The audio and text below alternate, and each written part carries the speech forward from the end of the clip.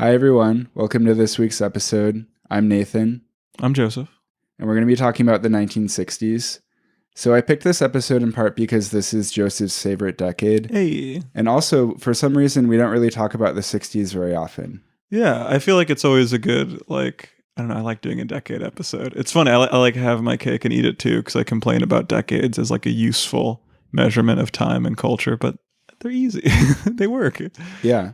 The 70s, that was, from my perspective, a darker time period. Mm-hmm. From my perspective, the 60s were a lot more optimistic. They could have gone in either direction, but because I know how the story ends with the destruction of urban neighborhoods and the disinvestment from cities, I view it a bit more negatively. But there's a lot to enjoy about it. I do think aesthetically it was pretty nice, but I don't want to lionize it too much because for boomers, with their story about how important they are as a generation, if you put too much credence in the end of the 1960s being this transformational time, then you're just boosting their egos. And I don't want to do that too much, but I mean, 1969 was an important year. Yeah, I watched a lot of documentaries ahead of this, and it just seems like a favorite documentary topic. Like there was one documentary that was for every single year of the 60s. I don't know. Yeah, people, it's almost like super cliche, just like the turning point of the late 60s. But it is true, like the late 60s were so different from the early 60s. When I say my favorite decade is the 60s, I do kind of mean the early 60s. Yeah. Like the start of the show Mad Men. But I had decided this was my favorite decade before watching the show. I just think that it was like fashion-wise as far as you can go back before things look costumey. Yeah. And it was like, even though suburbanization was in full force, and I liked the streetcar days more than I like the car days. And it felt like it wasn't complete. Like we hadn't destroyed every downtown yet. It was the beginning of these really bad trends, but it felt like we were striding towards the future. There was optimism, but we hadn't really experienced the downfalls of our decisions yet. It was like this halcyon period. Yeah. And I think 1950 to 1965, that feels like a much more accurate grouping than just the 60s, because the very idyllic image people have of the American dream in their minds, they usually ascribe that to the 50s. And then, the first 5 years of the 60s were kind of an addendum, where it was almost the same thing. Yeah. It's, as I was saying, kind of complaining about decades, it feels like recently, half decades are much more useful. Decades were just useful to describe the 70s, the 80s, the 90s. Yeah. It feels like before the 70s, the 80s, and the 90s, culturally, 1945 to 1965 had a lot of cultural baselines that were being hit. Of course, there were huge jumps in technology and how people lived their daily lives in that period. But it felt like, I don't know, everyone was a little more on the same page during that.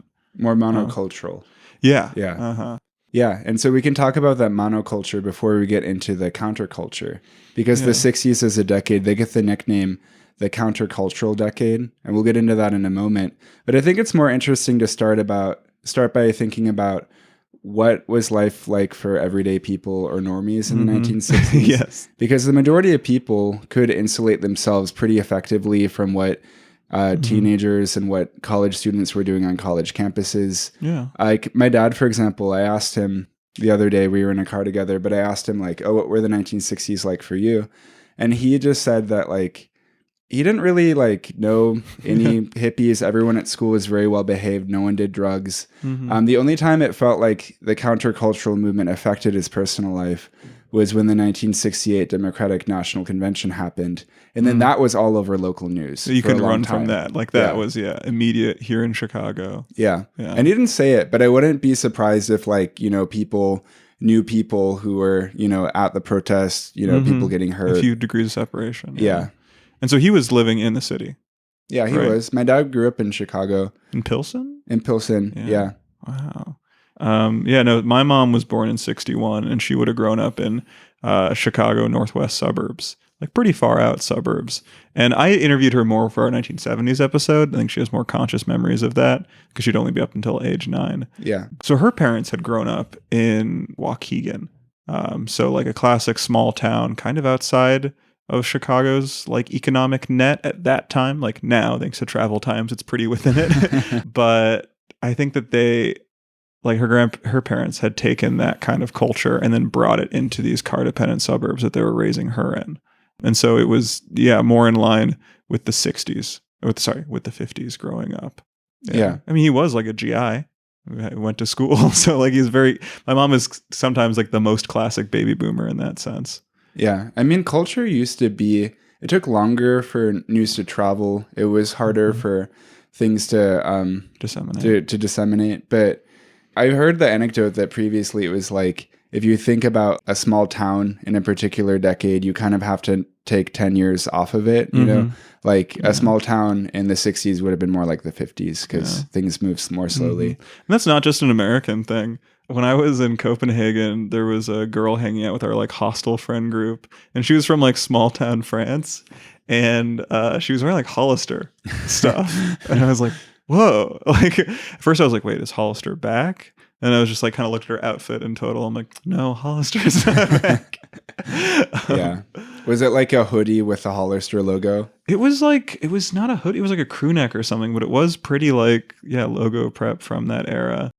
Yeah, I always notice like in the summer camp, the kids from the Chicago suburbs seem to half step behind the ones from the city, and the kids from the Wisconsin suburbs seem to half step behind the Chicago suburbs kids. It's just those things. Maybe that lag is getting shorter nowadays with like internet culture, and everyone has the same TikTok feed if it's legal. I don't know. TikTok's back, right? Yeah, TikTok's back. It was only down for like maybe 12 hours. I did join Red Notes. I posted one picture of myself holding a bag of cherries, and that's going to be it. I probably won't ever use the app ever again. Wait, that's like an Instagram equivalent, right? No, it's more like TikTok. It is a TikTok? Or wait, I think I saw it described as being more for still photos like Instagram, but whenever I opened the app, it was much more like TikTok. Oh. I am not going to start a new social media at the age of 28. Ain't happening. Yeah. You did join Be Real though. Yeah, I'm a Be Real defender. I don't use it anymore, but I just think that, restriction often results in good things. Yeah. Like, so restricting people's posting. I don't know what the app's like nowadays. I imagine they've probably like given up and you can just post all the time now or something. They probably got rid of the constraints that made it charming in the last first few times I like logged in, they did say something about how like if you have a Be Real streak, then you get to post more often or something. And it's just, they're gonna eat their own tail at some point and just become something else. But so like this was a very forward thinking time. There was a lot of like optimism and futurism.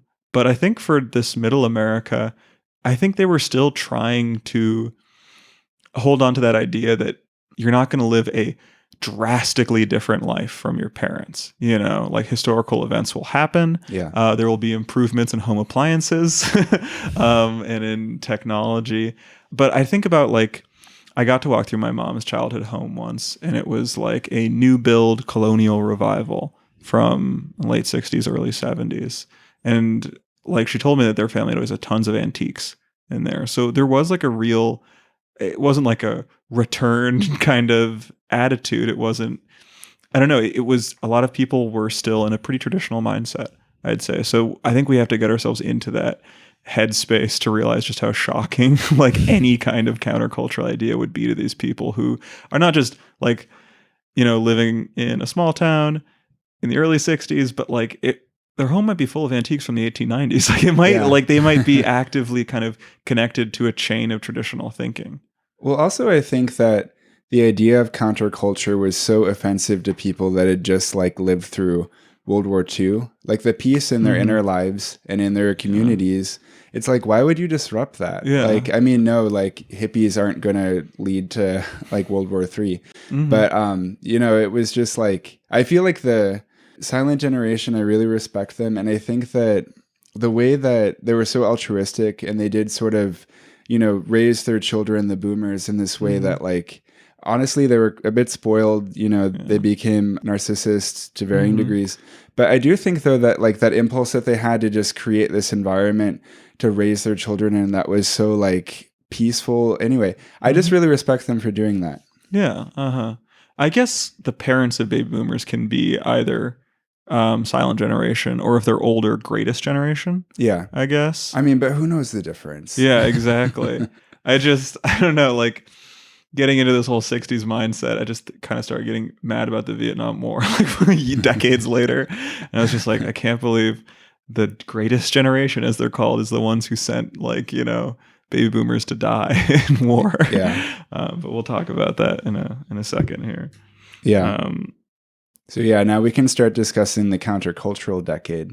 Yeah, I've been reading this book, Coming Apart, by Charles Murray, and it's the like subtitle to it is The State of White America 1960 to 2010.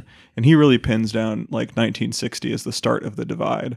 Kind of his thesis is that like two different white Americas emerged. They were cleaved by education and then all the stuff that's downstream from that.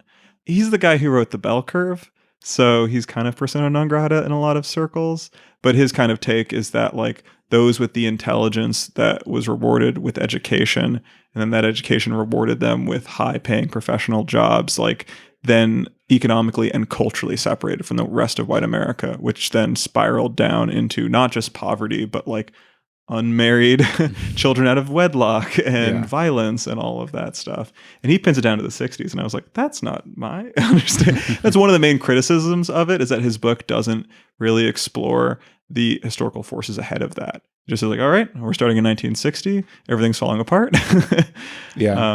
For both groups, did he ascribe like urban lifestyles to either group, or, one is more suburban? So it's interesting. He actually like, he makes up two demographic clumps. He talks about like the educated people, and he describes them as cities because it's just easier to talk about them in that way. So he talks about Belmont, which is the rich people, the educated, and all of that, and then Fishtown is what he calls the making up those words. Or? Those are two neighborhoods actually in Boston. Fishtown is a real one. But yeah, he describes the kind of like cloistering away into suburbs, but he describes like that there are a lot of similarities between urban poor and rural poor. Like, yes, city and urban life matters, but like it feels like Belmont and Fishtown kind of transcend geographic boundaries sometimes. But that's also not strictly true, because he goes into really deep like zip code analysis of showing just how rich certain zip codes are and how like steeply things fall off. But yeah, I'm not done with it yet. But yeah, I can't stop thinking about like this decade being the time that it happened. That like, that a counterculture is going to come from, a counterculture can still happen in a time of prosperity. Yeah. But responding to his book, I think it's interesting to think about there being like two different white Americas. But what I've experienced in everyday life is, there are like dozens. And sometimes you meet a certain like white person that you infer a couple of clues from, and then you kind of can figure out everything about them, but you don't know how to define the group they're part of. I don't know if you ever experienced that, but there's just... Well, like when we use that phrase like NPR Americans and like, what was the other one? Eminem. Yeah, stuff like that. Like, I don't know. Like, I think I'm grasping for that too. Like when I meet someone who's from the southwest suburbs of Chicago, I'm like, I know. Like, I know the type of... like, I went to college. Especially if they're wearing a socks hat. That like... it just feels like they're a part of this whole like detailed system with cultural mores and expectations and reference points that I'm just not a part of. Yeah. So on the countercultural decade, we can start out by talking about the civil rights movement. And this feels a little bit wrong to group in with counterculture, because today the civil rights movement is so universally lauded, No one is thinking of it as being like transgressive to say that you believe in desegregation. But back in the day, local governments, the federal government, they were harassing and at times actually literally assassinating civil rights leaders. Like, it's speculated with MLK and with Malcolm X, but Fred Hampton is someone who is a local figure who is a deputy chair of the Black Panther Party, and he was assassinated in 1968 in Tri-Taylor here in Chicago. I think both CPD agents and FBI agents came and did that. Yeah, it was a joint operation. In our last episode, I talked about befriending an old racist cop at a Bridgeport bar, and he like talked about, I don't know how I pried this out of him. He was pretty willing to offer it, but he was saying that like regarding Fred Hampton, he was like, oh, we got him. Like he said that, and that like really made me like, man, I didn't say anything because I'm like overly obsequious and polite and I never want to rock the boat. but I was just like just in shock after that. Like I love old people. Like, but you realize that like they weren't always cute old people hobbling around. They were like really capable of terrible things. And it really makes me try and check that impulse that I have, that I do have this kind of natural inclination towards like order and respect and don't like cause a stir and all that. And it seemed like the language he used around that was like, yeah, he was just causing a lot of trouble. And it's like, what if it's good trouble? Like, what if it's trouble that needs to happen? Like, I guess because we seem like we're in such a like low social trust period that like we yearn for it. It's hard to imagine having like a peace that people didn't want disturbed. You know, like, why are they raising all these issues? Things are fine for me. Yeah. Because now in the present day, Fred Hampton, the way he's sort of viewed collectively is a little bit like Che Guevara, I think, where most people don't know that much about him, but they recognize that he was like an inspiration and had like a certain energy to him. But at the MCA, there was an exhibit in their commons, which is like a public area. I used to work there and I was staffed there for several hours. We should say at a time. It's the Museum of Contemporary Art. Yeah, the Museum of Contemporary Art. And like there was a video in this exhibit of Fred Hampton speaking. So I'd hear him talking for hours and I'd hear him talking about like neoliberalism and imperialism and all of his like Marxist ideas. And he was a really smart person. Why would, CPD and the FBI go out and kill him? They didn't want like desegregation to happen. Like that's why this was countercultural. And people were like literally willing to spill blood over it. Yeah. I mean, it's just something we do a whole episode about, but it's just, we just so live in the shadow of this period. Like anything that happens social change wise, like, I mean, Trump just got inaugurated. And so everyone's doing a lot of like soul searching and stuff about like where identity politics and social justice and all these things went wrong. And I feel like it always has to be compared to the blueprint of the 60s.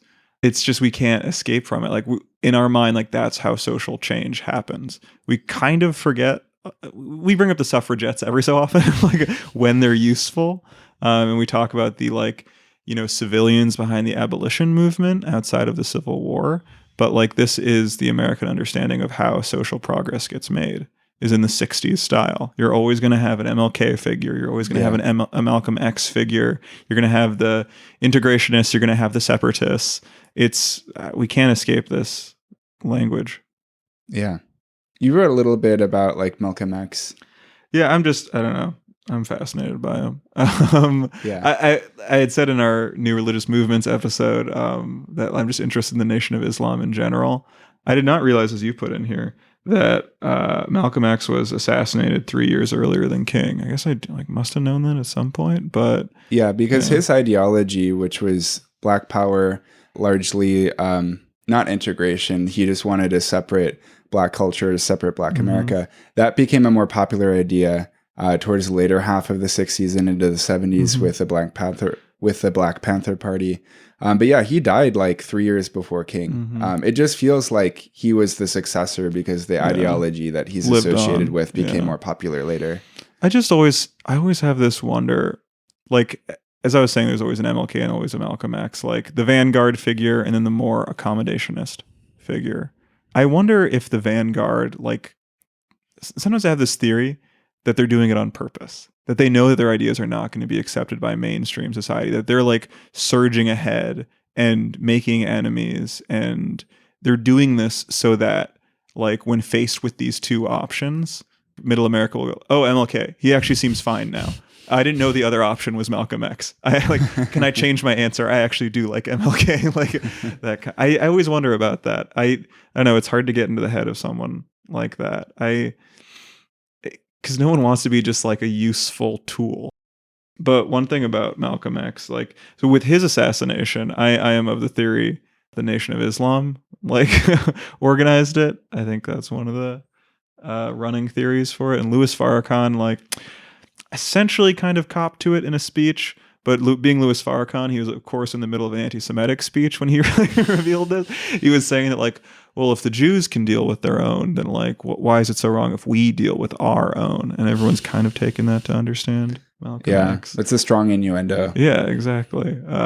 No, it's just, I don't know. Louis Farrakhan is also an interesting figure to me. And he's just, the idea that he just lives in Chicago still blows my mind. That I'm like just a few, Yeah, 1960s radicals who managed to not get in prison. Yeah, no. Yeah.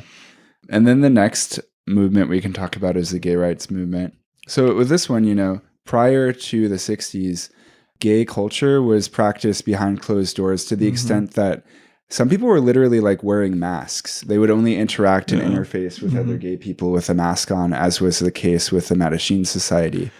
And then with Stonewall, after that happened, that was just such like a riotous affair that made headline news. And then it started to be something that people could discuss a bit more openly.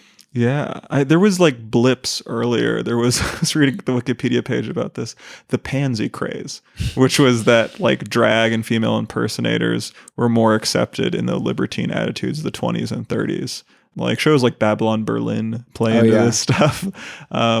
Yeah, but I mean, like Berlin had like a longer history of gay men not being accepted, but I mean, they existed in this way that wasn't really present in American cities at the time. Yeah. But yeah, on the gay rights, like it's, I guess the order that people always say is that it happened like for civil rights for Black Americans, then for women, and then for gay people was kind of the order of operations there. And I'd seen this like a pretty unfunny 1960s stand-up bit. I forget who the comedian was. I gotta remember this, but he's like, the blacks want their right to be black, the women's want their right to be women, and the homosexuals want the right to be whatever the hell they are. And I think he was just operating from a point of like people did not really understand. Like, I mean, they knew what the definition of it was, but like we didn't like, it's like, okay, do they want to get married? Like, right to do what? I think they had to build a lot more of the tracks. Well, there wasn't a framework yet to really make that part of your identity in the same way. It was it was an activity. Yeah. Homosexuality was a verb, but it wasn't like we didn't have like the rainbow flag or like other ways of like representing it as an identity yet. Yeah. I think it was it was like black men said, we want to be treated like white men. And women said we want to be treated like white men. And then for gay people, it's like, well, we want a place in society where we're not being, abused and hurt and are free to practice. Yeah. And even gay people back then, though, they didn't really understand how to live as like gay people per se, because I know this because I read a lot of like gay history books when I was in middle school, around when I was coming out. Unlike a lot of gay guys, I actually do know about gay history. But yeah, back in the day, like pre-Stonewall, it was kind of assumed that like gay relationships had to have one person who presented as a man and another as a woman, both for lesbians and for gay men. And so like eventually people realize like, wait, we don't have to do that. That is just such a strange way to like, I just think that attraction like comes from within, like when you're just attracted to someone, but it feels like people need to be told what they can be attracted to is like kind of the way that sounds. And that's just not okay. Yeah. I mean, it took people a while to figure out how they could live that as an identity. It wasn't easy to figure out. And then next we can talk about the anti-war movement. So the Vietnam War, it began in 1955, and sort of reflexively, Americans were supportive of it initially because World War II hadn't happened that long ago, and Americans understood that that was uniquely against evil. Nazism had to be stopped. And it took a while for them to start to like be anti-war and dislike what was going on in Vietnam. It was particularly once the draft started that people started to really go out and protest against it. Yeah. The draft is like such a hard thing to wrap our mind like around nowadays. Like it just feels like this great violation. Like of course we'd had drafts before, Civil War, World War II, World War I. It just felt like this understanding of course we need to have a draft. Like young men are a resource of this country and they're used to defend this country.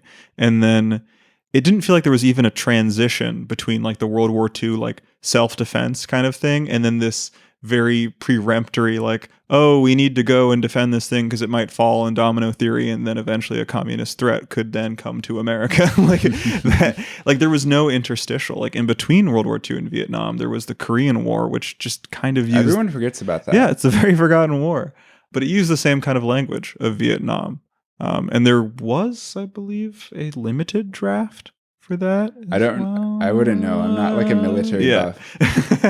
I'm gonna be cautious with that. But the way I think about the Vietnam War is like any war that was against communism was a war for capitalism. That was really the point of it, which isn't really a good reason to sacrifice lives. I mean, unless you really buy into the idea that actually I think Karl Marx said, where he believed that like once the revolution starts, it's going to keep spreading and it won't be stopped. And so that's what they're afraid of, was the entire globe turning communist. But of course, like the language used to sell it to the American people was not, we need to bring capitalism over there. It's we need to bring democracy over there. We have a burgeoning democracy that's threatened by its, neighbor in the north. I don't know. Sorry if this is like Reddit comic booky of me, but I really like Watchmen, that comic book. I saw the movie once and I did not like it. Yeah. But it's like, it's an alternate history, so they have Dr. Manhattan, the big blue naked guy, who's basically like God. Yeah. And he brings the end of the Vietnam War, and some character remarks flippantly, like, God, I don't know what would have happened to us if we stayed in that jungle. And I just always think that like, we have to live in that world where we stayed in the jungle. And it just like irreparably ruined American trust in its systems, like before Watergate. Like the 70s being this era of paranoia, like more so than the other movements we've mentioned, the anti-war movement had a broader appeal. It was, with the civil rights movement, you were asking people to change the way they lived their lives. They were going to start seeing black people in line with them, like at the water fountain, like they would have to change. But the draft really like that was a change that was coming into people's lives, and it was forcing people to say like, you have to be okay with this or else you're not American. And so just in the content I was watching about the 60s, you'd see these war marches, and one guy they interviewed him, he's just like, yeah, I'm a plumber with local 42 and I'm here to protest the war. It's just not right to be sending kids into this. I was like, wow, like he's a very like reasonable middle American guy his country is asking bizarre things of him. Yeah. I mean, why I think it has such broad appeal is because believing in peace is a transcendental value. I was a Tulsi Gabbard supporter in 2020, and her message, from what she was saying back then, I still largely agree. And it is such like a beautiful thing to center being anti-war as like your worldview, because then it's like the entire like fate of humanity feels like something that like you wake up every day and you think about how to save lives and stop destruction and death. It just feels like I would like to be fully pacifist at some point. It's difficult when you come from a military family, so you like understand the quote unquote like necessity of war and violence to stop greater things. But it just feels like you get to, like, by being a pacifist, you get to sidestep all these really hard moral questions, and that has a draw to me. Like, I feel like I'm agonized by moral questions. I'd love to just be like, we'll just never do war. I knew a Mennonite guy, is like it shares roots with the Amish people, but they're hardline pacifists. They always get out of the draft as conscientious objectors. And I was talking to this guy, and we had been talking about the war in Afghanistan, and I had mentioned like my dad's involvement in that and his PTSD. And strangely, refreshingly, the Mennonite guy kind of expressed like, well, your father knew what he was signing up for. It's war.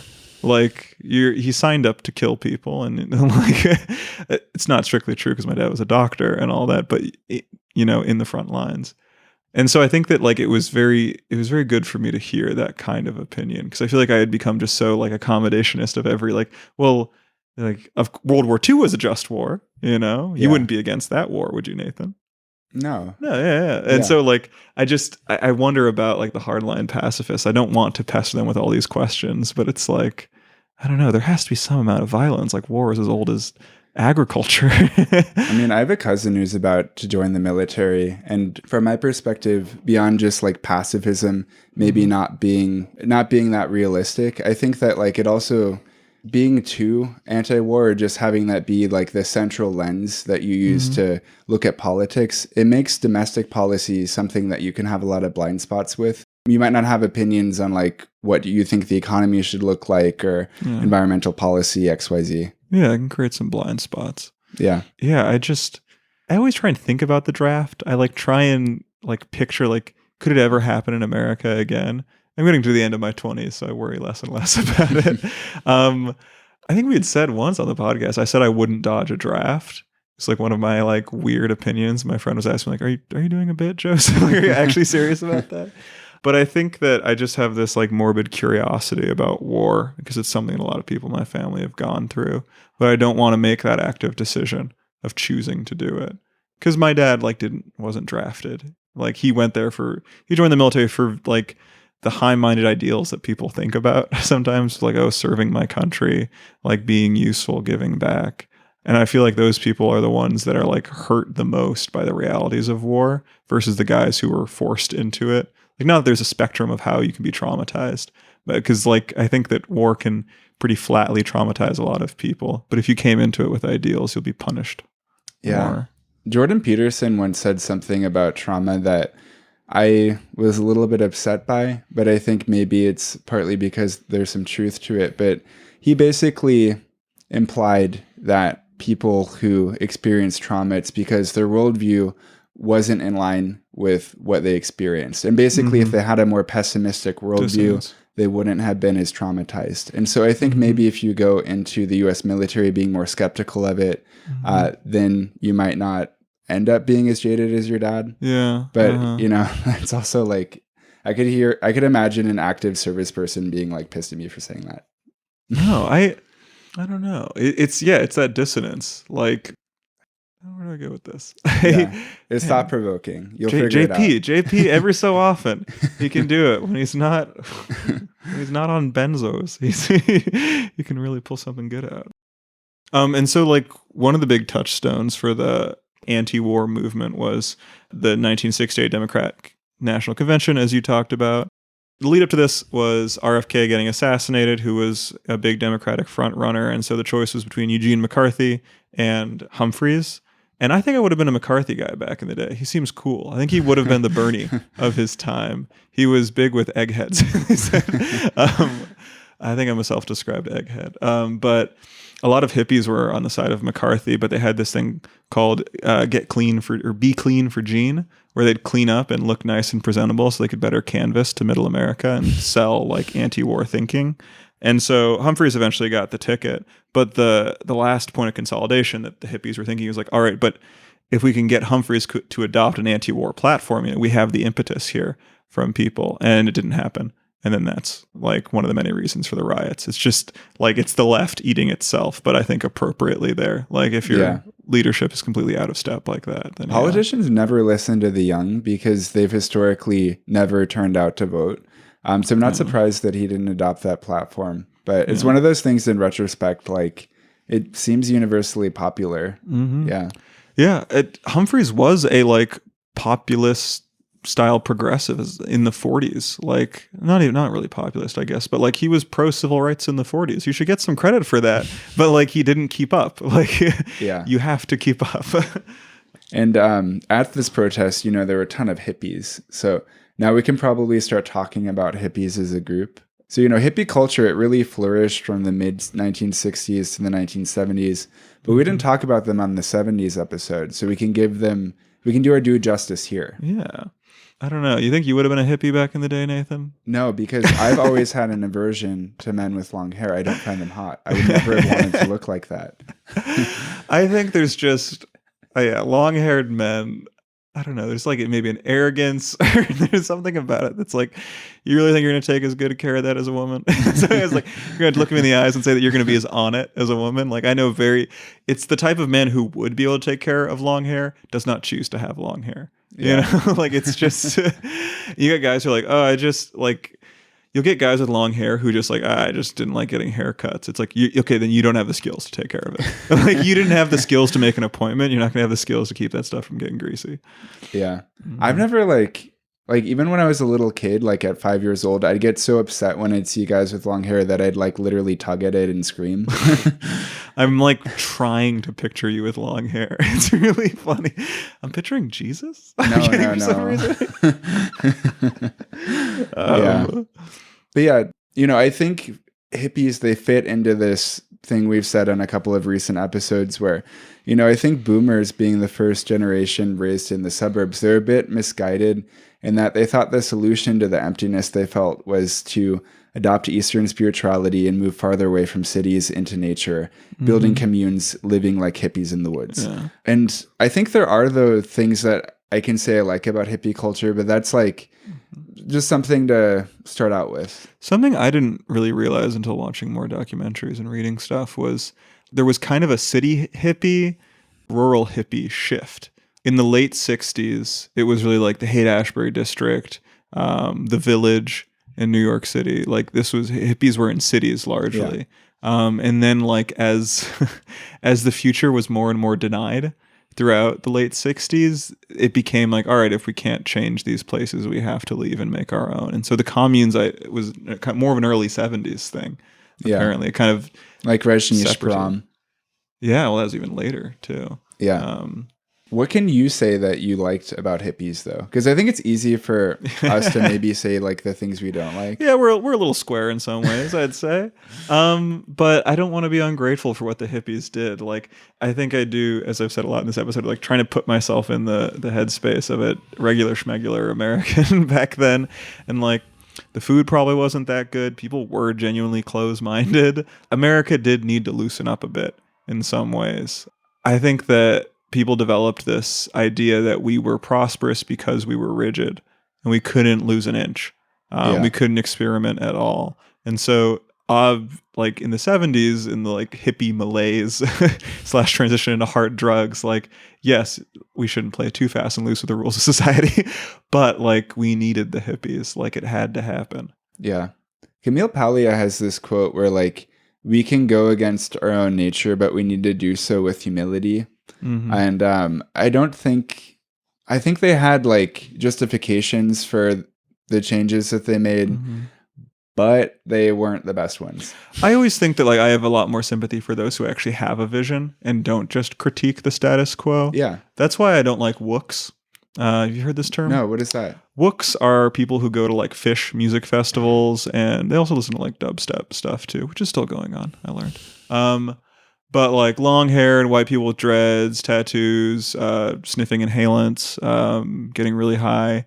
And they just like beg and borrow enough money. They're adjacent to Krusties. There's a Wook Krusty continuum. But they don't have a view of like how a functioning Wook society would work. Like their society like predicates on a large functioning contingent of society that they can mooch off of on like multinational corporations hosting music festivals. Yeah. When I think about people, when I really want to critique their character, I oftentimes like to think, okay, if everyone were like this person, would society collapse? Yeah, most of the time the answer is yes. Yes, I've said that directly to people. Of just like, if everyone did what you did, and nothing would work. Like that's like, yeah. I think I said that to my boss of just because he's an aggressive New York Parker. I'd say sometimes it's like, oh, I'm just gonna be a second. It's like if everyone's just gonna be a second, nothing will. And then like parking will be terrible in the city. Like just blocking people's alleyways and stuff. Yeah. No. But back to things we can say we like about hippies. One thing I do like is tie-dye. So I never thought I would wear tie-dye, but a few years ago I found this tie-dye shirt in a thrift store that was in camel colors. Ooh. Like brown and beige and like a moss green. And it's one of those pieces you see where you're like, I had no idea I needed this. But then regardless of the price, you buy it. I grew up with a lot of tie-dye. My mom loved doing it. My mom had like taught kindergarten and stuff. I think that's when she learned tie-dye.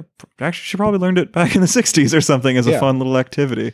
There was a lot of, we've talked about the ultification of the normies. There was a lot of like trickle down from the hippies in a more like sanitized version that could be bought and sold to people in the suburbs. And I think tie-dye kits are one of that thing. So my mom made tie-dye shirts for us so she could pick us out of crowds at large events. So I was like, if we go to a Diamondbacks game or something back in Arizona, we'd be in little matching, our whole family would sometimes be in matching tie-dye shirts so that we could find each other, which I think is really cute.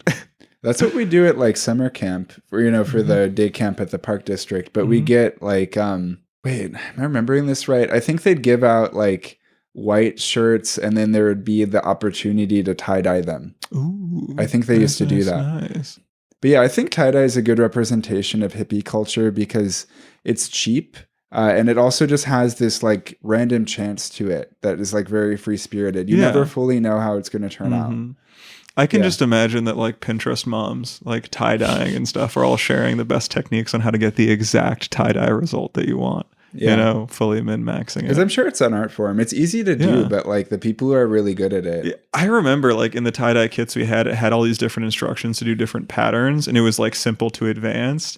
And I remember just like jack-o'-lanterns, if you get the booklet of different stuff, there's like the most advanced one. And as a kid, I was always like, I can't do that. What was it of? Like a yin-yang pattern or something? I'm trying. It was like, yeah, interesting, like really tightly like wound asymmetrical stuff. Yeah. I remember for jack-o'-lanterns, there was always like a skeleton crawling out of the jack-o'-lantern that looked way too difficult. And I was like, someday, someday I'll have the ability to perform this. But Yeah. it's not the day. And then another thing I liked about them was flower power, quote unquote. So basically, like, yes, there were prints with flowers, and you could buy flower stickers, I suppose. But just the photograph of the person putting a flower into a gun, that gets put on those like kind of mawkish, tacky lists of like the most impactful photographs of all time. But that one really actually hits for me because it feels like so symbolic, but somehow it happened in real life. That's always one of those things of just like, how can you feel like you're the good guy in that as the soldier? Like, how can you keep that up and be like, no, we're really defending something here. Like, this has to be done. These people are a threat. They're just pretending to be like kind. Like, it's just the one thing I will give to like pro-war people in that time is that they were insisting that they were thinking in the long term. Yeah. That we have to defend from communism because in 10, 15 years, if it gets a hold here, it could take what we worked so hard for. And it might look harmless. It might look not as threatening, but it is. But how can you feel that in the moment when a guy's putting a flower in your gun? I mean, I think it could be the depersonalization phenomenon. I think we might have mentioned this in Men in Uniform, but it's when basically you don a uniform, the things you use to identify yourself are taken away. So then you don't recognize other people as human beings as much. And I think that could be what's going on. Yeah. One of the things that stands out about that photo is he's wearing such a good wool turtleneck. It's immensely thick. They just don't make stuff like that anymore. Yeah. Wow. I'm always got an eye for textiles. I love to miss the point of impactful photographs. But yeah, it does seem... So I, the gay guy, I'm the one who's like, wow, this is so poetic. And you're the one who's like, wait, that sweater. Wait, work. What was I going to say? On like impactful photographs, I feel like it is, mawkish is a very good word. I don't use that enough. You see those clickbaity things. It's like, wow, the 40 most powerful photos of all time. I think another subset of that in the internet clickbait thing is I've seen this at multiple times, like I think of my like, approaching 20 years on the internet or 15 maybe. But it'll be like, wow, they didn't think this photo would be famous. And it's of Woodstock. And it's like, the implication is it's like horny and revealing something. I hate that so much. I think it is boomers clicking on it who like missed out on Woodstock. And they're like, what did I miss out on? What are they getting up to there? I heard there was a lot of free love happening. Yeah. One photo that gets on those lists is the one by Sally Mann of her daughter smoking a candy cigarette. And everyone clicks on it because they think it's real, but it's not. But yeah, I'm not a fan of those usually, but there's one picture that's starting to get on those lists that I think is funny. It's of these two like service workers up on like a electrical pole, but one of them got electrocuted and the other one's doing mouth to mouth resuscitation upside down. Why are you laughing about this one so much? This is beautiful to me. The kiss. Well, okay, my first reaction as a gay guy was like, that's hot. And then no, I didn't know the background. That's fair. I didn't know the background, but I like that is also just like shocking enough that people are like, I need to click that. Why are these linemen being gay? I know. Why are they being gay in an emergency? Yeah. And then you said you liked rock music. Yeah. Like we owe them so much. I guess besides jazz and folk, I guess that would have continued doing its own thing. Besides like rock is downstream from that. This is gonna, as I try and seem less square, I only dig myself deeper. I love rock music. I'm a big fan. But it's so hard to talk about because we just live inside the like post-rock music world. Like it's the air we breathe. Like it's hard to imagine a world without it. I mean, for me, I realized recently, I don't think I've ever really talked about rock music on the pod. And it's because I don't think about rock music or largely like it, TBH. I don't know. It's just like guy music. It doesn't appeal to me. But like, I don't know, just like everything is rock music, like electric guitars, like all that. I mean, you can draw like lines on what comes from jazz. The thing is, I know that like if I wanted to be a very serious cultural analyst, I'd probably have to read a few books on rock and roll and understand Americana, but I'm not going to do that. It just doesn't appeal to me. I just can't, like, it's been documentarized, not a word, to death. Like the history of rock music. I think it's very alluring to talk about because you can still interview people. Yeah. Like it just happened so fast. Like, I don't know. I feel like we're actually kind of we're losing the last generation before that. My grandma on my mom's side was much older. She would have been born in the early 30s, I'd say. And she's like the last person I can remember who would be like too old for Elvis. Yeah. You know? Like where she'd be like, oh, Frank Sinatra is where music ends for me. Like the American standards and then Frank Sinatra. Where like my grandma on my dad's side is younger. And so she remembers like, oh, I was the first of my friends to get into Elvis and I was the first of my friends to get over him as well. Yeah. And so it's just like, it's just ever since we've had like dad rock that like establishment people love rock. Like Donald Trump plays rock music at his things. Like it's now the new oldest thing. Yeah. I mean, boomers are such a big cohort in our society and they have the most money. So it's like any documentary that's a biopic about like a famous rock star is probably going to make some money. Although there is that movie right now that's about some like British rock star with Robbie Williams. Yeah, I never heard of him before like last week. No, we confuse him for Robin Williams in America. I only know about him from him being on Top Gear, so that's my only like foray into that. Yeah, the conceit of the movie is that like it's him, but they have him played by a monkey, just as an interesting creative choice. And I am so bored by musician biopics, I might go and see that one. Like I should see the Bob Dylan one because I'm a huge Pete Seeger fan, and Pete Seeger's never going to get his own documentary, so I have to just watch the Bob Dylan one. But yeah, ever since Walk Hard, the Dewey Cox story, the like mock you, the fake movie parodying Walk the Line, like I don't know how they're allowed to make musician biopics anymore. They're just so paint by numbers, like repetitive. It's crazy.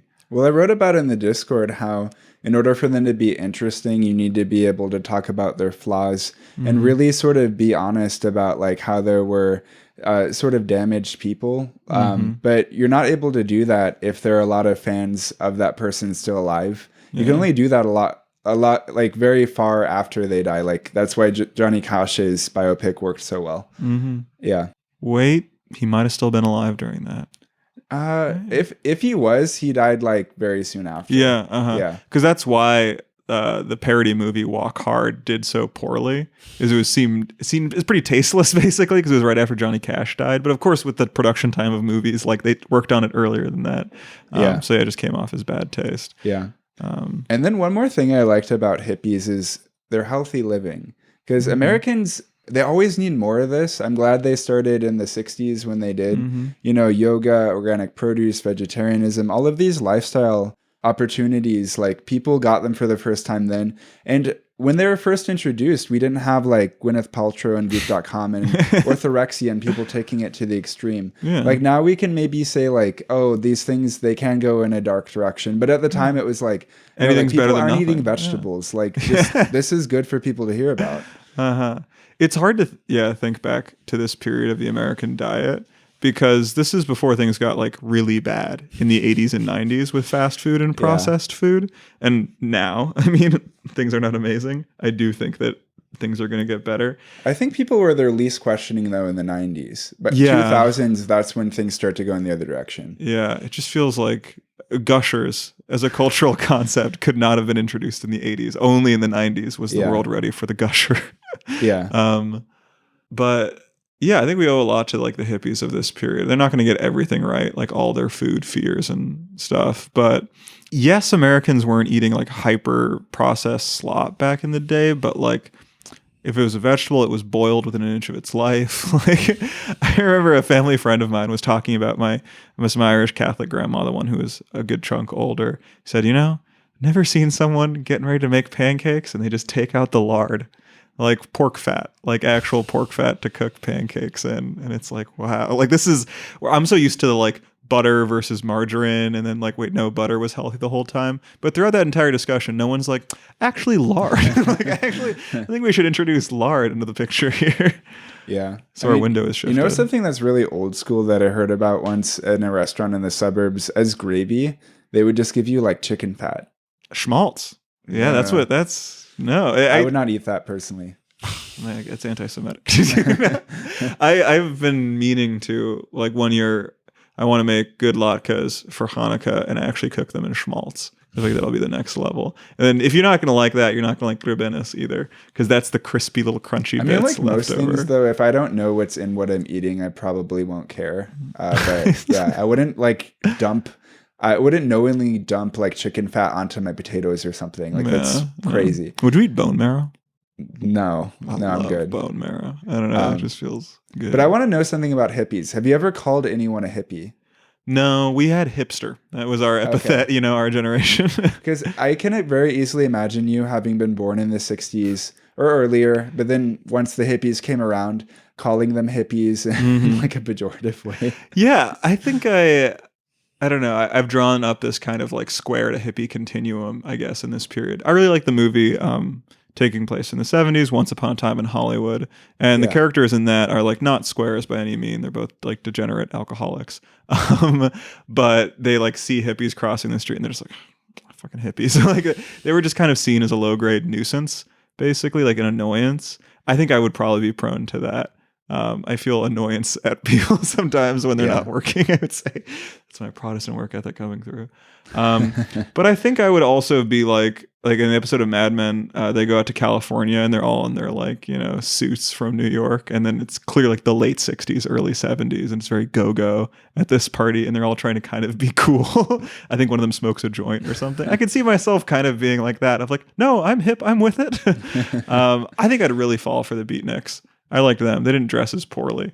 Like they just wore turtlenecks, Because I've said like before, I think my parents, the way I would best categorize their, one of the dozens of genres of white people is kind of beatnik-esque because like I meet older boomers who sometimes I'm like, oh, they would be like best friends with my mom or dad if I like met them. Mm-hmm. Like I there's a consciousness of kind, like I can kind of sense it. Yeah. But, I've never called anyone a hippie, but I think it's really funny when it does happen, and it's kind of like an extinct term at this point. By the 80s, I think everyone stopped saying it. The only example I can think of like something in contemporary culture, like someone calling someone else hippie in a pejorative way, is Tom on season 2, episode 10 of Succession, where he says he's not a hippie in order to express to Shiv that he like isn't okay with the open polyamorous relationship they're having.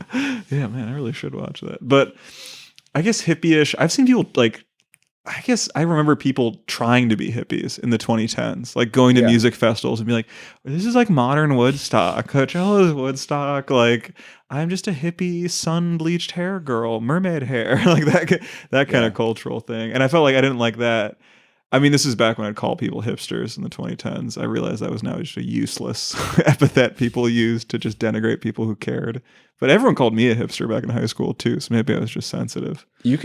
All you had to do to be called a hipster was like wear a beanie. It was not hard. No, it was, everyone was turning against each other. But on Woodstock, that's like one of those things that I don't want to lionize in order to give boomers this like idea that like their generation had this like unique cultural moment that needs to get lionized, and there needs to be like this recognition that it was like the best music festival of all time. Because I honestly would rather watch a documentary on Woodstock 99. So you wouldn't go to the Woodstock Museum with me in Bethel Woods? It's close to my grandparents. There's not a lot to do out there, so we end up going to the Woodstock Museum. And it's fun to take my grandpa there because my grandpa was at Woodstock. Wow. But I do not come from hippies in any tradition. My grandpa was selling bagels there. He had a friend who was always getting up to schemes. So they bought a van and they filled it full of bagels and they sold them to hippies. I asked my grandpa most recently, like, did you upcharge? He's like, oh yeah. Like, he was just like there was very little food being provided there. So we just kind of price gouged hippies for bagels. But he remembers the music. He remembers standing on the van.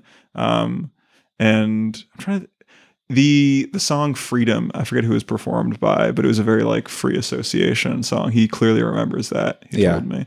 I just just picturing my like at the time like portly grandpa with his little comb over, just standing on top of a van looking out at this like countercultural revolution. Just be like, huh, that's kind of interesting. Like, because how old do you think he was when he was there?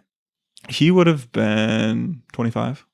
26. Oh, so he was like prime age. He had 2 kids. Oh my gosh. Yeah. No, he had 2 kids. He had like 2 degrees. He was a teacher. Like he was pretty buttoned down at that point. We just forget. Yeah. And he did not convert. No, it did not. Yeah. No, not at all. The next thing we can talk about is 60s fashion. I don't know. I say this is my favorite period, and that's where I really start to narrow my time period, because I do really mean the first few years of the 60s. Like this was the apotheosis. Thank you, Nathan. Or zenith. Yeah. This is the zenith of Ivy League style. But you can listen to the episode on that. Basically, it had its good days, and then denim came in the mid 60s, and the hippies came in, and that kind of casualized everything. I was wondering how much of this episode we could talk about America, and if we wanted to hop the pond and talk about England a bit, because I kind of like their vision of fashion more in this period. Like mod? Yeah, it was forward-thinking and futuristic, which hippies were thinking about, but without the crunch, without the crunchiness, barefoot, like sandals kind of thing. Like for them, like if you were a young person trying to do away with the traditions of old, you just wore a turtleneck and your suit was a little bit slimmer fit like that. You got around on a Vespa. Yeah, because I didn't know anything about mod before this week. I read into it a little bit. Mm-hmm. Some of the ethos behind it reminded me of Italian futurism. Yeah. But what was interesting to me was it was Britain, maybe for the first time, taking American cultural exports and like creating a new subculture around them, because they really like jazz and the blues, and they would like go to, I read that they would go to like all night jazz parties on amphetamines and just dance the whole night. Yeah. I forget where I heard that just someone said like someone born in England is naturally incapable of playing jazz. They have to like import people.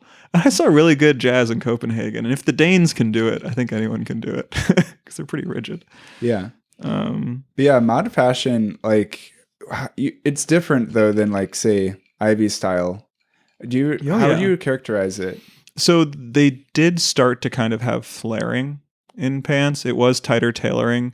Also in the 70s, there was this tailor, Tommy Nutter, who took suiting and went kind of like crazy with it and zany, and actually looking back to Victorian periods, but with this very flower power twist to it. Yeah. But no, it's funny because mods were kind of disliked by the mainstream in the same way that hippies were. And I think that, like, I don't know, maybe England in its, post-war malaise and, like, still having rationing for a long time, I think that while hardworking American would be pretty, like, upset with, a long-haired hippie, being a coal factory worker in, like, the north of England in the 60s, and then seeing a guy with not even that long of hair, just Beatles length hair. Yeah. Like that would have probably set a guy off back then. It would have been like, Jesus. Like, yeah. Yeah. And it's interesting to note that there were like other British subcultures at the time that were also like modeling themselves after other parts of American culture, like greasers in the US, which were more of a 50s thing, but they continued into the 60s. There were what were called rockers in the UK that looked like greasers, and then they get into fights with the mods. Yeah, mods versus rockers. It's a real thing. And then like British skinheads, which is not as like racially charged as it is in America. It's just more of a working class thing. Yeah. So that's you know what I was thinking when I was reading about mod this week? I was like, I think maybe there should be like a British silent generation. Like, no, like, because we can't do all of these topics justice. Yeah. But, someone who could talk about chavs and mods and like goobers. Wasn't that one? Goobers? Gabbers? No, Gabba. Gabba. Okay. Gabber. See, we don't know music. enough. Yeah. You see, we're way outside of our pocket here. No, I'm like, I don't know. I would never call myself an Anglophile, because the Anglophiles I've met in my life are just weirdos who watch Doctor Who. And I tried to do that when I was a weirdo in middle school. I couldn't do it. It was just a bridge too far for me. Yeah. But no, I have like a long fascination with English culture, and not just like as the Americans think of it, of like posh English culture. Like, no, I want to know about the stag parties and the hen do's, as we talked about. Like, I want to know about Essex. What are in the West Midlands? Like, yeah. Well, I'm considering going to London this summer. Hey. I'm actually meeting with someone who grew up there tomorrow for like a drink, quote unquote, because I'll just have like water or soda. But I'm trying to figure out where I'm going to go this summer to Europe, because I'm taking 3 weeks off and I could go anywhere. But I might go there because I feel like it's a really good place to visit alone, because there's so many museums. Yeah. Or specifically like what I like to do when I travel. There's like an endless number of those things to do while there. So you're a museum guy. You're not a beach guy. You'll be happy in London. No, I'll be happy. Yeah. And then another thing that like I want to talk about with 60s fashion is like men's sideburns, because I feel like hipsters in the 2010s, they were able to successfully revive every sort of male facial hair type that existed. But for some reason, no one managed to do it with sideburns. Like there was Wolverine and X-Men. People thought he looked cool, but no one was able to do it. Like there was someone in the hipster music ecosystem, Daedalus. He was this electronic musician. He had sideburns, but it was in this like Victorian way. But a lot of like hipsterism then was kind of Victorian too. It was going back to that period, handlebar mustaches and all that. But I think there's something to your observation that like you can't go too far back in like what you reference culturally. Like the 60s is the farthest you can go back with menswear. And I think it's kind of true too with facial hair, because like you can have a mustache or a beard and you can have styles, or you can have it styled in a way that's like, say 60s, 70s, 80s, 90s. But then if you go to like the 10s or the 1890s, it's like, no. We don't know what that is. You can have a beard, but you can't have it in that way. Yeah. You know? It's forbidden. Yeah. Yeah, I'm trying to like, I don't know why I'm picturing Daniel Burnham. Or no, Louis Sullivan. Like the Chicago architect. I'm picturing his very pointed goatee. I'm like, yeah, if someone tried to do that nowadays, you'd just be like chased out of the room. Like, no, you can't do a goatee like that. I don't know why, but you can't. I don't like goatees in general. Like for me, that's the one men's facial hairstyle that I've never seen on a guy where I liked it. It always just, I feel like it's the facial hair type for guys who can't have facial hair. It sucks because I think I have the gene. Like it feels like my genes want me to grow a goatee because I have two lightly bald patches like that would form a perfect goatee, and so that's why I just don't grow facial hair anymore, because I'd rather have nothing than a goatee.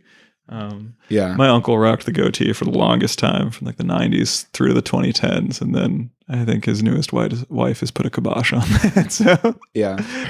But do you agree with my observation? Do you think sideburns have never come back in style? I think there were sideburns in the 2010s. I don't think they were as crazy.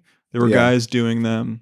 I bought my friend, I like to buy people gifts from thrift stores because I think it's meaningful and I'm cheap. But it was a cookbook from like late 2000s, early 2010s. And it was like two French Canadian guys of like food to cook when you are drinking. And they had some crazy sideburns on them, and I'm picturing Flight of the Conchords too. I was trying to, when you said Daedalus, I was thinking of the artist Baths. Did he have sideburns? I don't know Baths. Or was I thinking about the drug dealer in my high school who looked like Baths and sold snakes? I think it might have been him who had sideburns. Could have been him. Yeah. And then a very short treatment of the women's side of things. Like, we just don't have a woman with us to express all this. I think women look great during this period. I loved, like, again, more on the British side, like Twiggy, the supermodel, the first supermodel. There's just a lot of fun. I like their dresses. You know, they're very short, but very boxy. And honestly, as a gay guy, oftentimes, because I'm not really bi at all, but you know, for me to know I'm this gay, like, but no, like sometimes I do have like thoughts where I'm like, oh, I'm a little bit attracted to that woman, but it's usually when their body is like extremely covered or they're wearing something that's boxy. And the same goes for like women in 60s dresses. I'm like, oh, that's so like shapeless. Yeah. Like I can't see anything. Oh, interesting. You just have legs and arms. You're going to be a boy under there. Pixie cuts for the first time. In the 60s. Yeah, because women's hair got short in the 20s. Yeah. But that was like bobs and stuff. There weren't really true pixie cuts. Yeah, because there was a similarity between flapper girls and how women in the 60s dressed. Like there's, I think, this Life or Time magazine cover where there's two older flapper women. They look a bit annoyed and they're looking at these like contemporary 60s women wearing outfits that look similar to theirs. Yeah. Like even people back then realized that there was some synergy.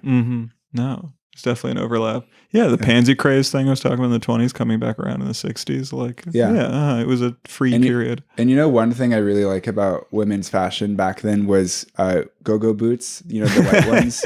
Yeah. Yeah, because some clothing you can tell when people wear it, it's like fun for them to wear.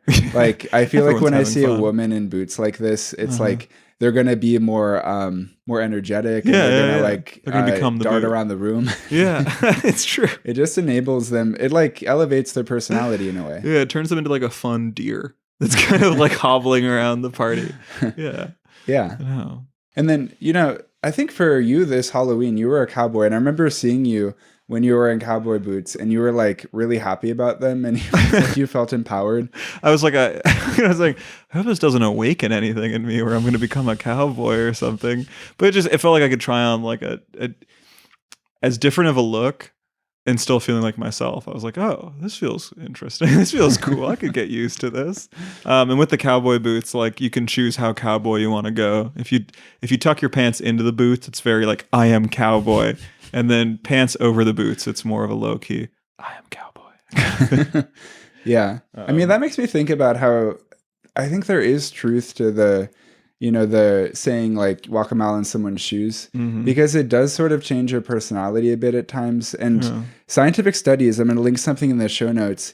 They found that like, if you're going to judge someone's appearance, the one thing that's most accurate to judge them on is their shoes. Yeah. Like different shoe types, like you can infer things about a person's class, their personality, their politics even. Yeah. But they found for like people who wear boots, specifically like ankle height, they're very aggressive.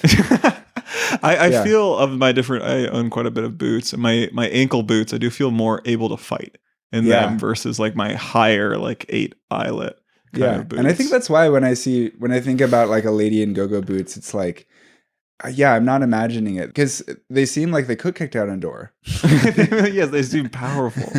No, I feel like, more than other garments, like your shoes can kind of dictate how you move in a space. Yeah. You know, I always think like when I'm wearing like my nice shoes, I like, walk a little more carefully. And then I haven't worn my steel toes in a while. I don't really have to wear those on job sites anymore, but I just feel like a brute when I wear them. Like I can fucking kick anything. I can just, I'm invincible. You know what I kind of have to wear every day, which is something I wish I didn't have to wear, is the New Balances that I have, because I have extra wide feet.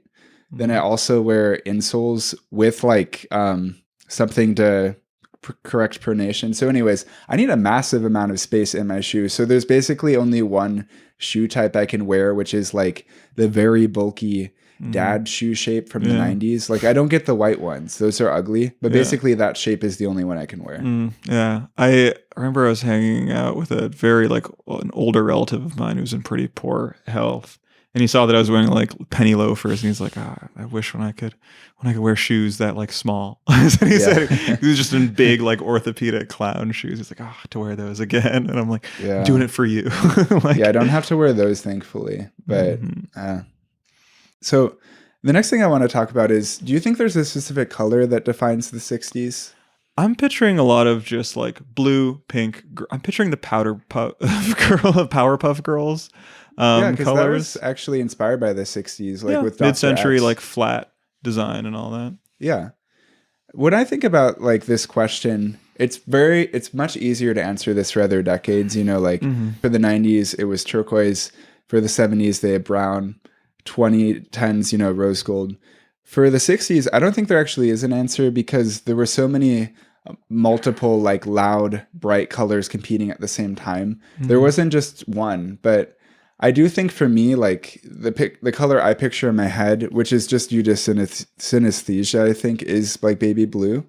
And I think I picture it because I imagine like Spock from Star Trek Yeah, my mom had an action figure of him from the 60s. I could see that. Yeah. But then also I just picture like some generic woman in like, a very boxy blue dress. Little belt across the, like it. Yeah. With blue eyeshadow, but I don't think that's right. That's an 80s thing. I don't know. I think Maybe they started playing fast and loose with that back in the 60s. I feel like I'm picturing this blue and I'm picturing it in the Jetsons. I know it's just not the color of the robot. There's something about it that feels just, very 60s futurist to me. Like a robin's egg, but just done in that 60s way. And this is a great time for color. Like one of the quotes I'd seen about the kind of 50s monoculture and its overhang into the 60s was that for a lot of America, the 60s was just the 50s, but your photos came out in color. Like that was the one change. And advertisements reflected this too. Like it was just like living those same values, but now we have like a pop of color to things. Things are like, we are like feeling so fully away from the kind of wartime brown, like belt tightening. Because one trick that companies would use to increase sales and increase consumer demand was they started to release their products in multiple colors. GM was famous for this. Ford, just released their Model Ts in black, and then GM was like, oh, what if we made cars in blue and red and blah, blah, blah. Yeah. But anyways, I think like, maybe people wanted color photography even more so that they could document all of these like beautiful colors that were coming into their lives. Yeah.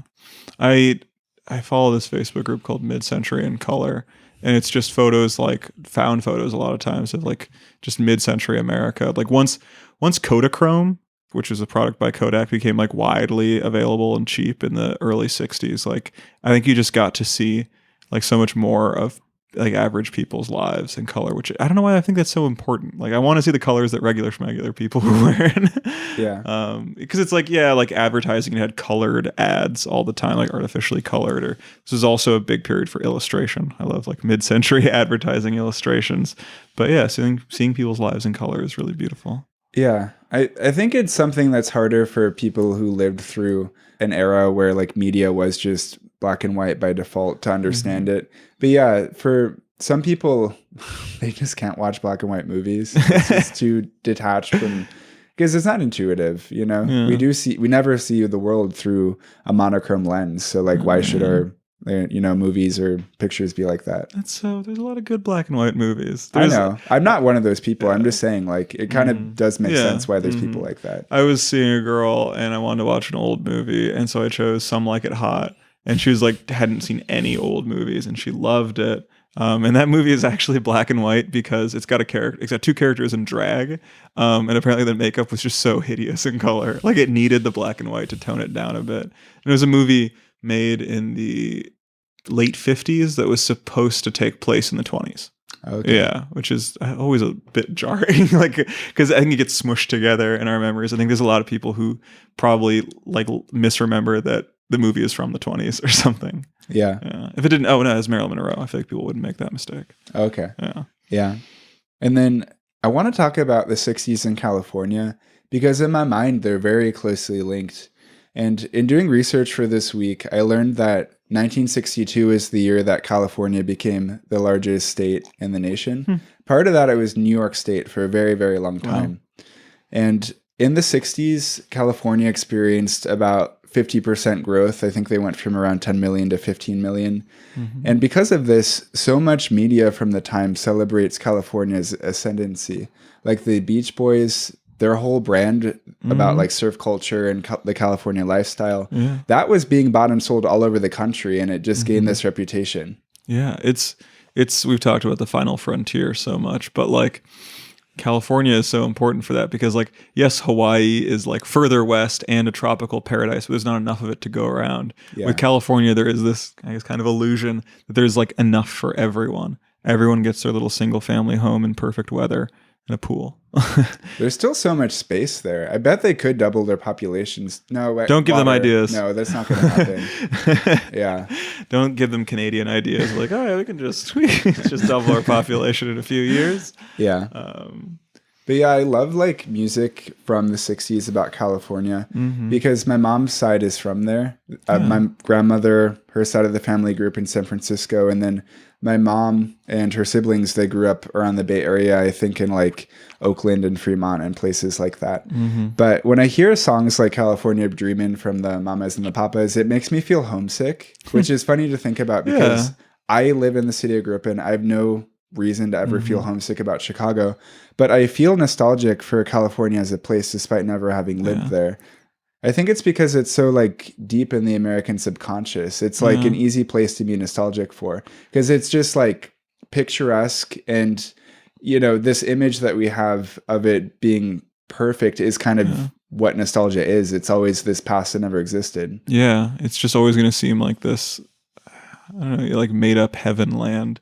There's this thing in medieval writing called Culcain, and it's like this legendary, it's basically a peasant's idea of perfection, of heaven. And so like mead pours out of the trees, and there's always comely barmaids and stuff. And I think that like California is a lot of people's Culcain of just like everything's perfect there and nothing hurts and everything's fine. And it's, I don't know, I'd mentioned my uncle earlier, and he lived in California in the 90s, and he wants to move back there, but like life situations are like tricky right now with my grandparents. But like, yeah, like he still has the California dream, and the way he just talks about it, I feel like his eyes like glaze over a bit. And he's like, but in California, you know, and I don't know how to tell him like California dream's dead, buddy. Like it's on fire right now. My siblings actually talk about it in the same way because I've said before a little bit what my family is like, but I have 4 older siblings that are cousins. They were my mom's sister's kids. My mom and my dad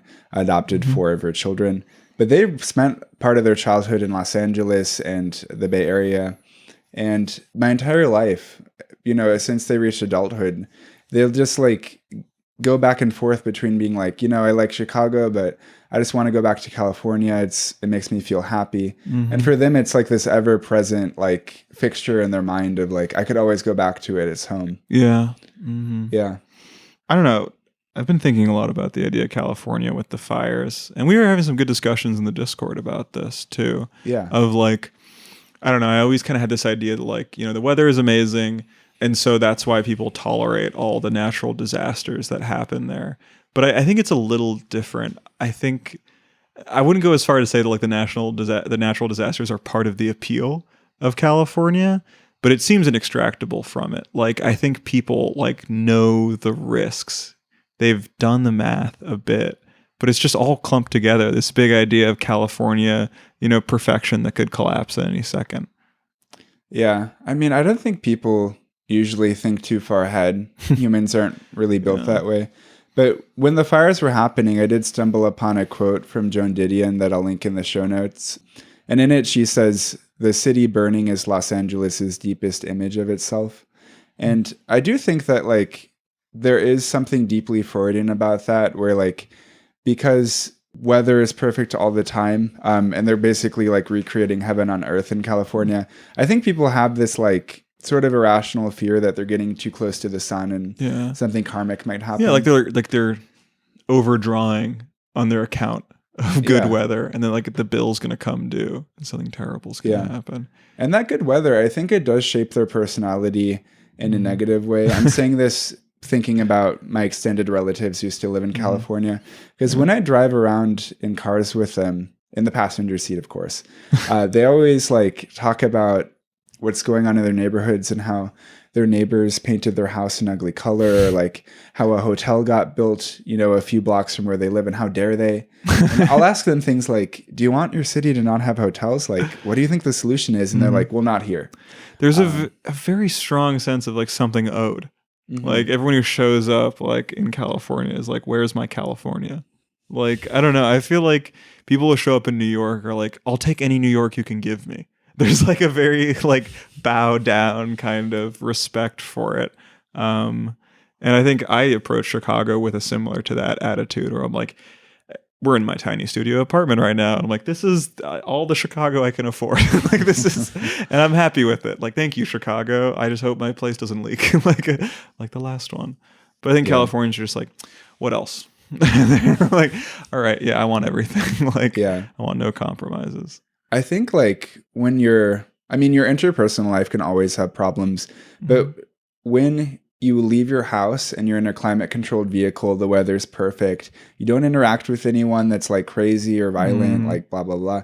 It's like you just aren't the same as like people in other states. And I think like that like temperament, it leads to NIMBYism and why it does seem to be like stronger there. A worse strain, like the key strain, the patient zero. Yeah, because you need you need problems in your life. You need some sort of challenge, and if you don't have a legitimate one, you're gonna make one up, and that can be like, oh, they're gonna build something on this parking lot. Yeah. I want the park, like what, that sort of logic that just doesn't make sense. No, I used to like, I mean, Las Vegas is culturally downstream of California. I think it's motivated by a lot of the same things, just of a more desert variety than a like Mediterranean climate variety.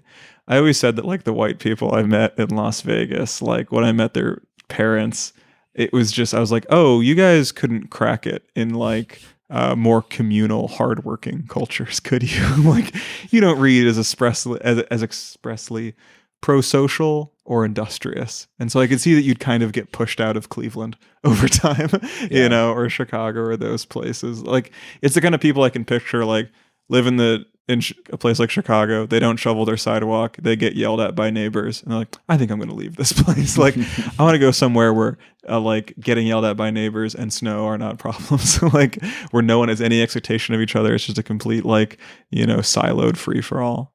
Yeah. And I'm sorry, that comes off as mean. No, I know how that sounds. No, I agree with you. It's like, you don't get to, maybe this is all cope, cold weather cope. I mean, it was like, negative 20 degrees this week in Chicago, but I think it makes people nicer. No, because like, okay, I can see how that's offensive, but I do think though that most people don't enjoy work, and you kind of have to enjoy work to enjoy life, because that's kind of our purpose to be here. It's sort of a catch-22 that most people never seem to surmount, but I loosely agree with you. I was just thinking about Vivek Ramaswamy as you were speaking, and I was trying to figure out a way to tie what you said into his like Boy Meets World comments.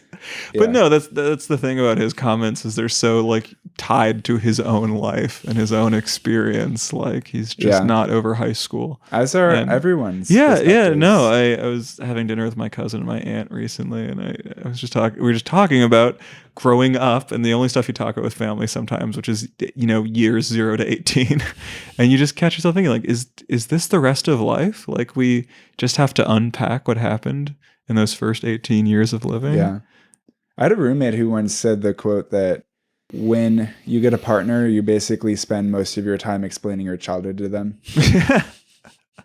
No, that's one thing that in this increasingly extended period of singleness, I do wonder about the next person I meet, and I'm excited to learn about her life. Yeah, I don't know. It's like you get to get filled in on that period, and you can still learn stuff about it, like years on. It's just like a whole nother life that you get to fully dig into. Because I mean, that's fun about just friendships in general. I always realize like once you cross that like 3 or 4 year mark with someone, you realize maybe a little bit too much about them.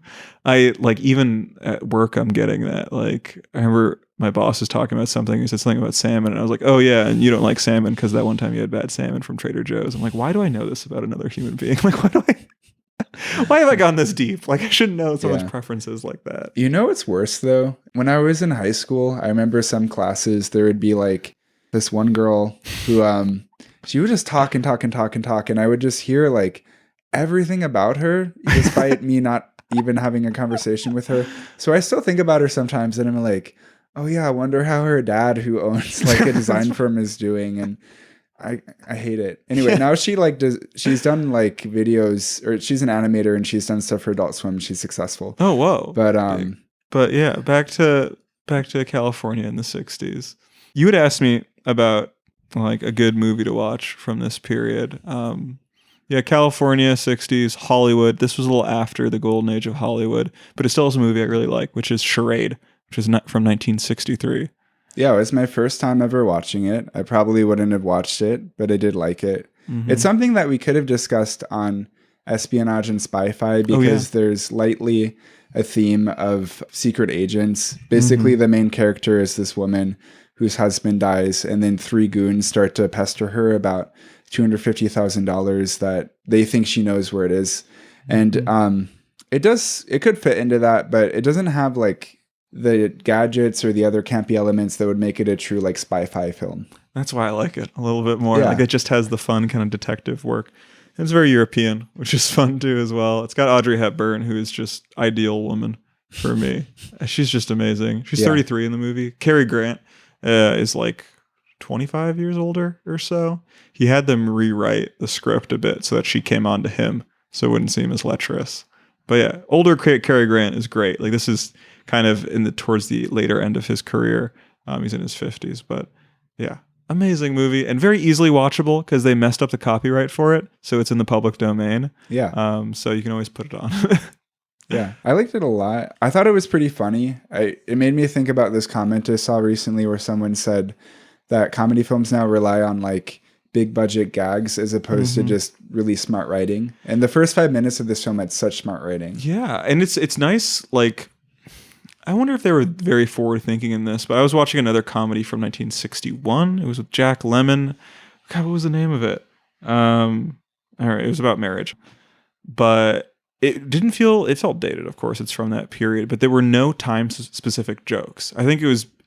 I don't know. I guess culture had moved fast enough that people knew not to try and do like too topical of references back then, but it feels like it really respects the audience. My theory on why there's so much like action and VFX and slapstick stuff in comedies nowadays is for foreign markets to make it sell better, rely less on wordplay, more on just someone getting hit by something in the face. That makes a lot of sense. Yeah, but also slapstick's been around forever. But then again, it was popular like in vaudeville, like where the Three Stooges come from and stuff. Like you had people with, like in immigrant communities with mixed English abilities. So they did lean more towards slapstick than innuendo. And also silent film didn't even have like speech. Yeah, that's true. So, but yeah. And another thing on this film, I did love Audrey Hepburn. Audrey Hepburn. This might have been my first film I've seen with her, believe it or not, because again, I'm not a movies guy. But I was getting some straight thoughts. Amazing. Because people... I have heard it said that Audrey Hepburn is a gay guy's idea of a hot woman, and I take offense to that. It's my idea of a hot woman. But yeah, she has this like, I don't know if you believe in the pseudoscience of kibe body types. No, what is that? You heard about that? It's this thing that girls get into on Reddit, which is that women have these different body types, and you have to dress for them. And one of them is gamine. And gamine, have you heard that word used? But it's like, it's a boyishness to a woman. It's a certain feminine, playful boyishness. And an ex of mine convinced herself that she was a gamine body type, and I saw it. But I think that's Audrey Hepburn is, I think, held up as the ideal gamine. She might be technically a little too tall for it. But yeah, feel free to correct me in the Discord. I'm sure a lot of our listeners are like well studied in this. Yeah, I would say. I didn't realize women had like incel standards for beauty. Exactly. No. It's the dude equivalent of this is like mesomorph, ectomorph, and endomorph. The three body types that everyone is, which are like Waluigi, Mario, and Wario. Basically, are the three different types. Yeah, made up. But yeah, what I thought made Audrey Hepburn attractive was mostly just how her like neck moved. Yeah, she's got the tiniest little neck. It's crazy. No, because this is something I like with guys too, is when you can sometimes, well, she's not an athlete, but with guys, when I like their neck, it's because you can usually tell they did sports. Like guys who just simply lift, they don't have this sort of like built up neck structure. And anyway, there's just like a certain way their necks move if you can tell they like did varsity sports, and I always find it attractive. No, I think the same for women. I love a good neck. It's a forgotten trait. Backs and necks have been forgotten about, languishing as we all people know. It's hard to take pictures of your back. Yeah. Why work on it? But yeah, and then so we've had the 60s on the mind a bit with, as I said, the inauguration of Trump. And I don't know, people say we're in a cultural shift now.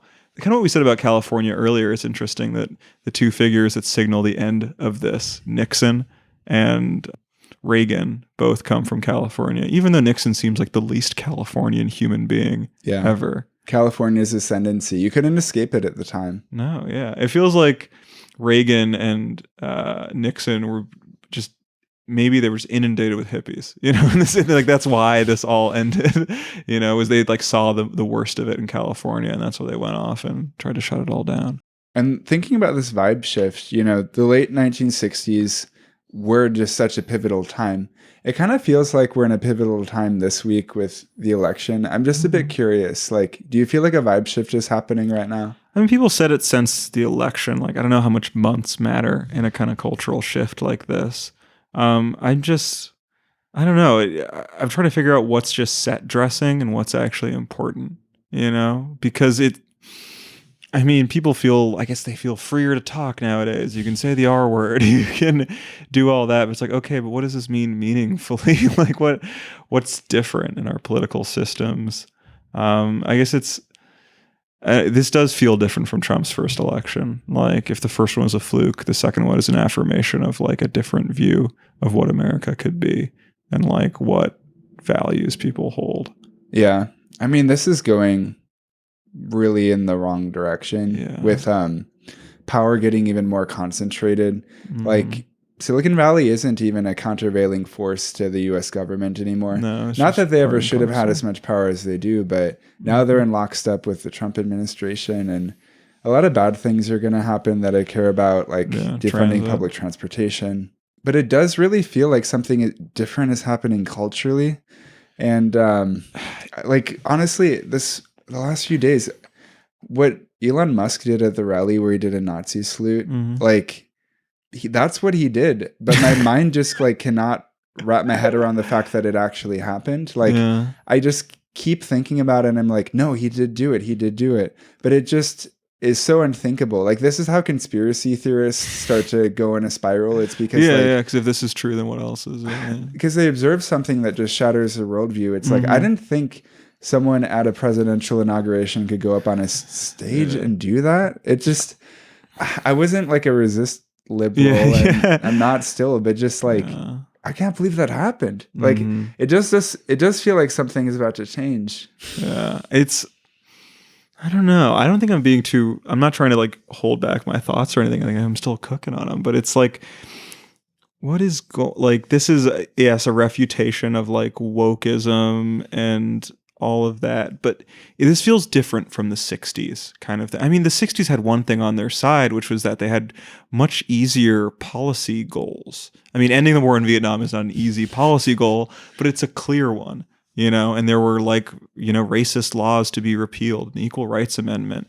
They had all these things. And then the goals of social justice were so much more nebulous and they didn't achieve them. They didn't know if they did achieve them. People didn't like what they did achieve, the few things they did.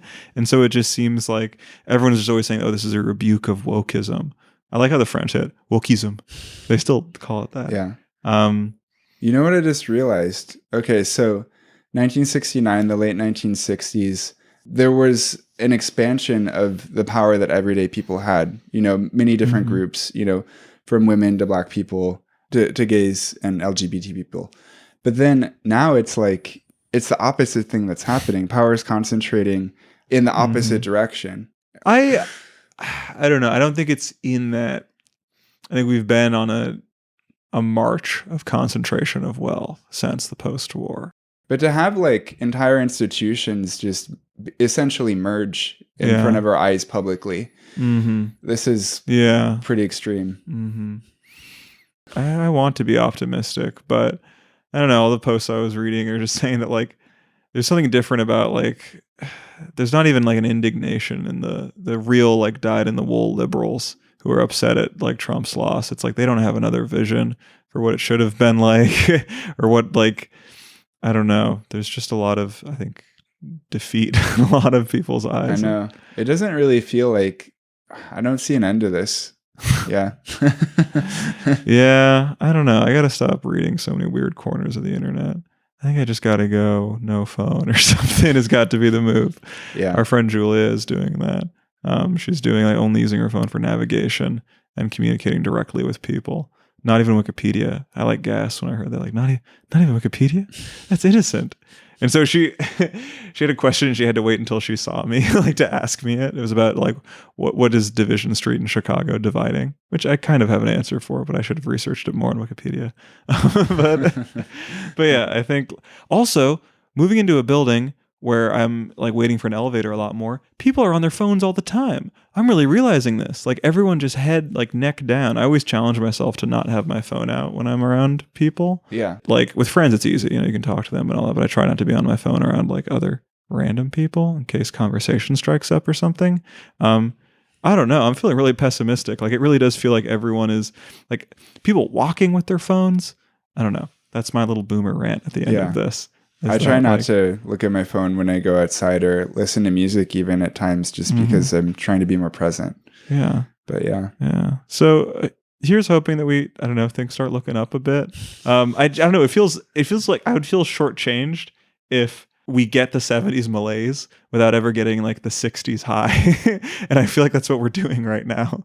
There was no fun to the kind of like social justice of the late 2010s. And then now it's just going into punishing Trump austerity. I know. Yeah. And then that like worldwide pandemic. Yeah. Well, on that wonderful note, thank you guys so much for listening. Yeah. We'll keep things fun though for our listeners. Mm-hmm. Yeah. We hope we make your weeks brighter. Yeah. To be nice and fun, our next episode will be about the brutalist. Yeah. Nice and easy. Nice we'll and light. We'll talk for about you brutalism guys. and the brutalist. Yeah. And then in the near term, we're going to be doing mostly like episodes with just the two of us for a bit. We're going into a Gaslight era again. So hope you guys look forward to that and have a good one. Thanks. Bye.